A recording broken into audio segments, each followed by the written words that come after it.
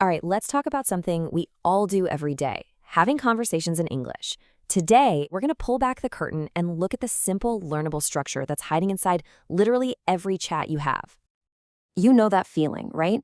That moment when your mind just goes completely blank and you can feel that awkward silence starting to set in. It's a huge source of anxiety, especially for language learners. But I'm telling you, it really doesn't have to be that way. Because what if I told you that conversations do follow a pattern? They aren't nearly as random or chaotic as they feel. There's this kind of hidden code, and once you see it, you can learn it. And that completely changes the game. It turns something intimidating into something you can actually master. So, what is the secret code? Well, it's actually incredibly simple. Every single conversation, no matter what it's about, has three parts: a beginning, a middle, and an end. The start, the continue, and the end. That's it. That's the entire roadmap. And by breaking it down like this, we can tackle each part one by one. So let's start at the very beginning, shall we? Mastering the start. This is all about breaking the ice and, just getting the ball rolling. And the key here is to keep it simple. Seriously, you do not need some brilliant, perfectly crafted opening line. A simple question works just fine. Or a comment about what's happening around you, like, wow, this place is busy today. Even a genuine compliment or bringing up something you both experienced. That's a perfect way to open the door to a real conversation. Okay, so you've started the chat. Now what? Let's get into the middle part, keeping that conversation flowing. This is honestly where most people feel the pressure, but there are some amazing little tools you can use to make it feel almost effortless.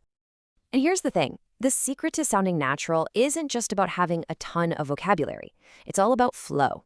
It's about how you connect your thoughts so that the other person can easily follow along. That's the real game changer. Our first tool is something you might have been told is a bad habit, using fillers. But guess what? Native speakers use them constantly. Words like well, or they're not mistakes. They're actually strategic. They buy your brain a precious second to think, and they signal to the other person, hey, I'm still here, just gathering my thoughts. Our second tool is connectors. I want you to think of these as the signposts or bridges in your conversation. They guide your listener, so tells them a conclusion is coming. Anyway helps you get back to the main point, and something like, by the way, that's a brilliant way to introduce a new idea without sounding totally random. Now, let's really feel the difference here.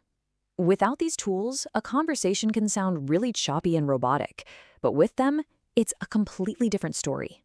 It just sounds so much smoother, more personal, and way more engaging. You really draw the listener in.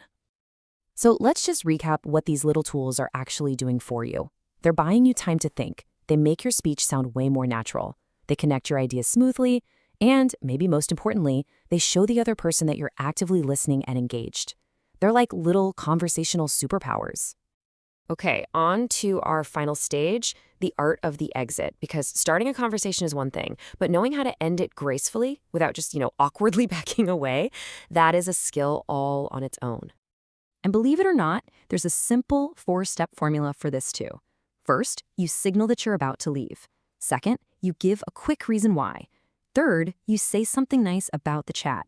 And finally, if it feels right, you mention plans to connect in the future. Here is a perfect everyday example.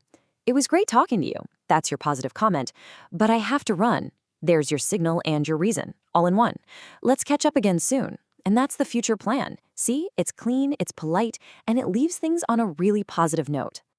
So, when you boil it all down, it just comes back to that simple code we talked about. Start, continue, and end.